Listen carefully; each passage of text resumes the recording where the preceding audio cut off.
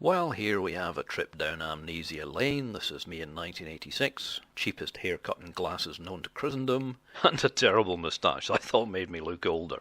I'd only ever built 2 pyrotechnic rockets, including this modified boost glider, so I thought, well, let's do something a little more adventurous. I'd never built a model aircraft before, but how difficult could that be, even though I'd only just started using balsa wood? So I got some photocopied plans and started building. It took longer than I thought it would. I didn't have a wind tunnel, but I had a precipitously steep sledging slope down from the Braes car park. Just like the real thing, it flew with the aerodynamic finesse of a duck committing suicide. Stable though.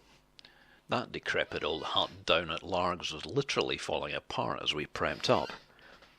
The Dorset Pimpernel helped me fuse up 3 of his wonderful F-36-5 motors. There's one of them on the right hand side there. Time for a quick photo shoot. There's Gordon thinking, oh yeah, that'll work.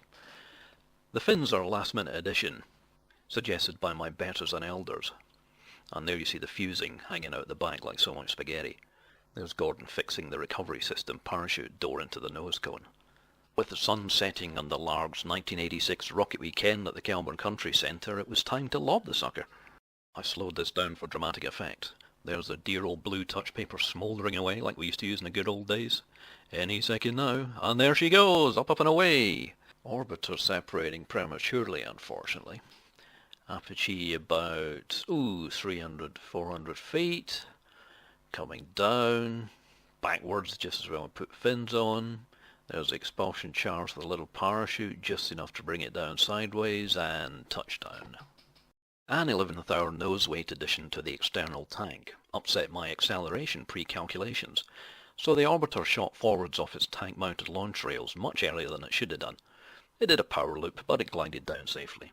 The drafting paper forming the skin of the external tank caught fire slightly, these things happen, but we put it out and there was Gordon putting out the flames in the engine bay of the orbiter. The smoke just wouldn't go. I couldn't source an Elevon mixer. Internet hadn't been invented, so I had to make my own when I installed the radio gear. I always do daring rocketry because you learn so much more from your failures than your successes. All my range safety officer friends are going, oh God, we know. Took off with a negative static margin that I thought I'd get away with because it was moving rapidly forwards, but I didn't. Frisbeed right into the ground.